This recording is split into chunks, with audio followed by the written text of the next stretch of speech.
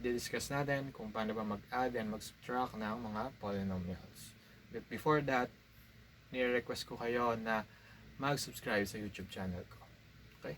So, paano ba ang pag-add at subtract? So, essentially, pareho lang naman sila. Ang kailangan lang natin alamin ay kung paano mag-add and subtract ng mga numbers. So, meron akong isa pang YouTube video for adding and subtracting integers. So, click lang tong video na to. Okay. So, yan. So, dyan makikita natin kung paano mag-add and subtract ng mga integers. Okay. So, dito for polynomials, kailangan lang natin pag-add at subtract yung mga variables or yung mga terms na pare-pareho or like terms. So, kailangan pareho lahat ang power ng kada variable na i-add and subtract natin. Okay? So, para mas madaling maintindihan, ito na yung mga examples.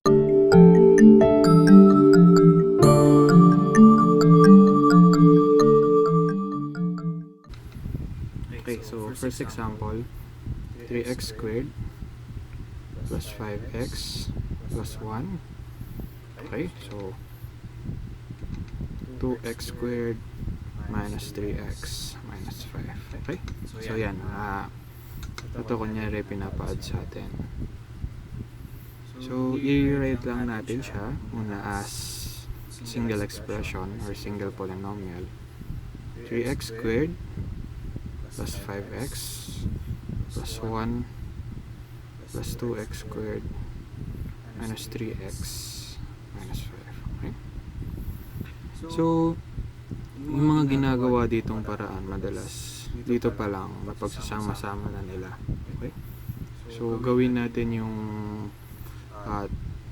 dalawang methods na pinakamadali. So, una, yung parang naka-table form siya or naka-vertical form. So, unahin natin yon. So, gagawin natin, kunyari ito si 3x squared, ito muna unahin natin. So, 3x squared. Tapos, hanapin mo lang yung same niya ng power ng variable. So, dito si 2x squared. Okay, so, ilalagay mo siya sa baba. Okay? Next, since wala naman tayong ibang x squared, yung x naman. Okay? So, 5x. Yan. So, plus 5x. Tapos, yung isa ay negative 3x. Okay. So, other than that, wala na. X. So, doon tayo sa mga constant. So, 1.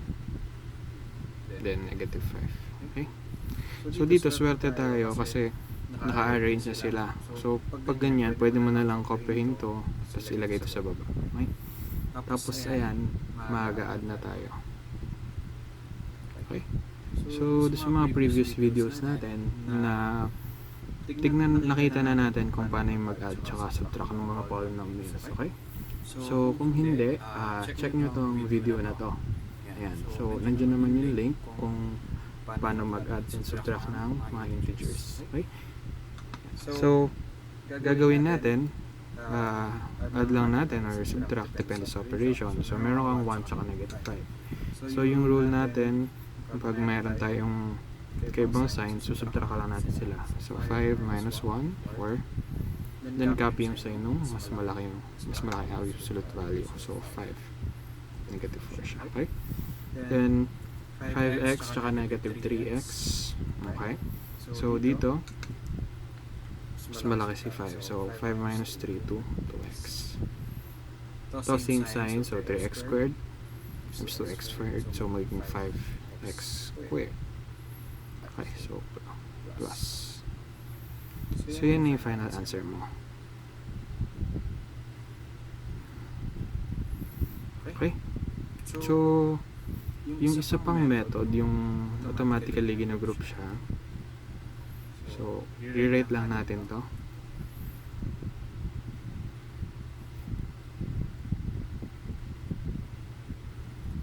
Okay. So, yan. Pagsamahin natin yung mga x squared. So, yan. 3x squared plus 2x squared. Okay, samahin natin yung mga x. Okay, so plus 5x minus 3x, and then plus 1 minus 5.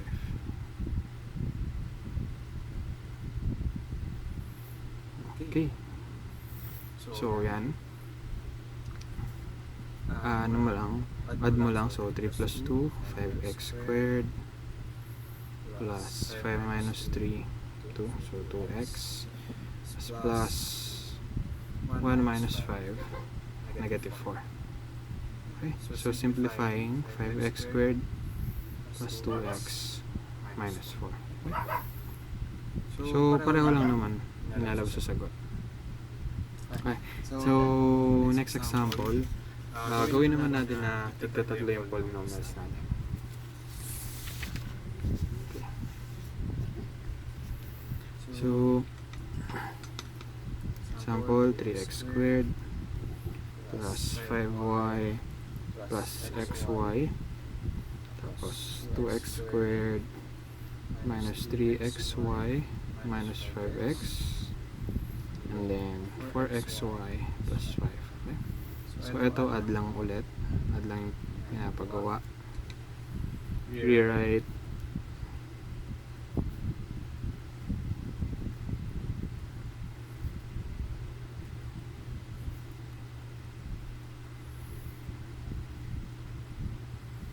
Okay. Yan. So, dito, gawin na lang natin yung yung vertical form para mas madali or mas madali maintindihan. Okay? So, unahin natin yung mga x squared. Okay? So, ayan, x squared.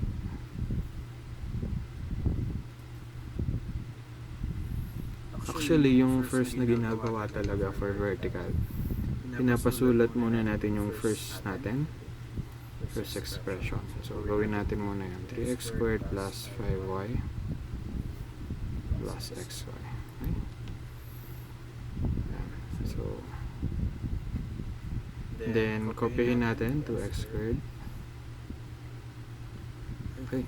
So, next, hanapin natin yung may mga y lang yung variable. Okay? So, i-check naman natin ito isa-isa. Wala nang iba na may y lang yung variable. Okay? So, skip natin yon. Tayo sa xy. So, meron tayong negative 3xy. Okay, so negative 3xy. And then, meron pa tayo dito isa. 4xy. So, plus 4xy. Okay, so next natin si negative 5x. Okay, so para mas okay tignan yung natin, solving, dito natin silagay si 5x, negative 5x. Okay, yan. Then check natin. So, hindi ko pa ito nagbilogan.